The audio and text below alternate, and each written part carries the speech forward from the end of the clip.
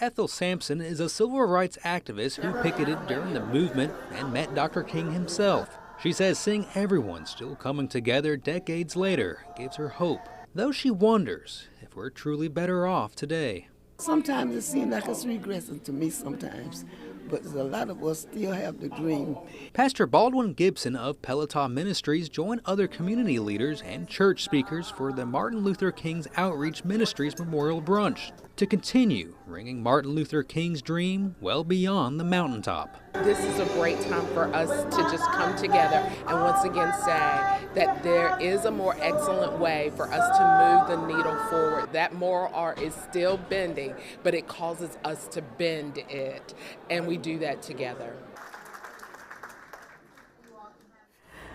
Well, it looked like a really wonderful event, and many people out there as well, celebrating and enjoying being together with the community there down in New Bern. Yeah, all right. Like a really nice event. Yeah, let's talk weather. So much weather to talk so about, much. so little time. Yeah. Let's switch over. We'll switch our sources, dig into some of the details. And again, this is a broad brush. Remember, today is Tuesday, so we're talking 5 days or so from now. When it comes to the weather forecast, the further out in time you get, the greater the possible error in some of the data. So keep that in mind as we're hammering some of these details. There's enough agreement amongst the model data where we felt like we needed to get that first alert weather status out for the weekend. So it certainly looks like we'll have a storm out there over the course of the weekend. Timing may shift a bit, and impacts may vary a bit, but right now it certainly looks like we may have a bit of everything coming in here in terms of winter weather. So there's Friday. Everything's down on the Gulf Coast and west of us. Get you into Saturday. Storm riding south of us. Initially, this is light moisture working northward ahead of the storm and banging into very cold air. That will likely produce freezing rain, a little sleet, maybe some snow in there. Nothing too heavy the way it looks right now Saturday. But it's going to be cold enough, it won't take much precipitation to create some travel issues. So keep that in mind. And exactly when that potential hazard begins, driving risk, it's hard to say this far out. I would plan on mid-morning Saturday. It very well may be later in the day. In fact, one of the models that I like says the precip won't start until late afternoon Saturday. If that verifies, we'll be in a good place through lunchtime, early afternoon.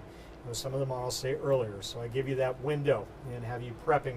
By the time you get up Saturday, you want to be kind of all ready for this potential. So we get into Saturday night, Sunday, there's the storm rolling up along the coast. If that thing tucks in more onshore or near the coast, the rain moves further inland.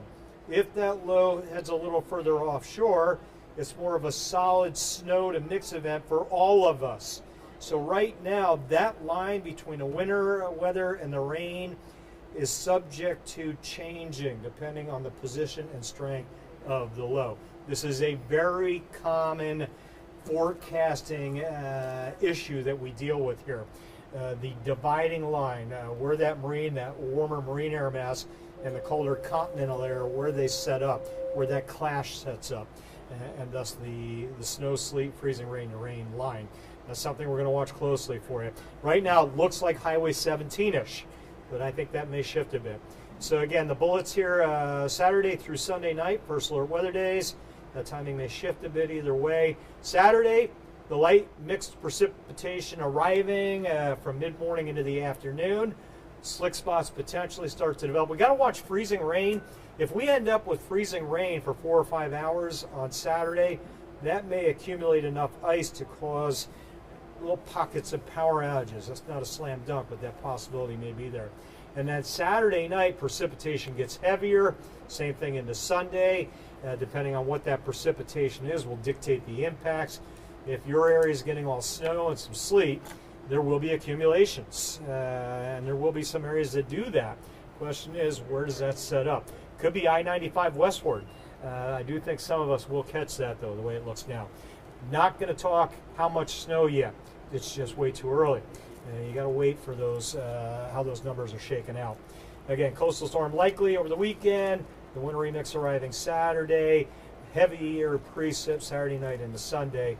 Ice and snow accumulations possible to likely for certainly some areas. And again, working on snow totals the next few days. We're going to update you regularly on the track and strength of the storm and the potential impacts. Out there right now, sunny, chilly, or cold right now. It's going to stay cold all day. Low 40s later, mid 20s now. And again, breezy at times. Not as much wind, 10-ish on a northwest wind today. That wind will turn south tomorrow, and that's good news. I'll show you that in a sec, what that means. Satellite radar, neither of either. A little thin whiff of a high cloud, and that's it out there. And there's all the current air temps. That's pretty darn cold walking out of your home. Low to mid 20s north, mid to upper 20s south, and then mid 30s on the beaches. Wind at about 5 out of the northwest. The wind chill values low to mid 20s as you head out this morning. This is where we're going to end up. 42, 43 this afternoon. Sunny skies.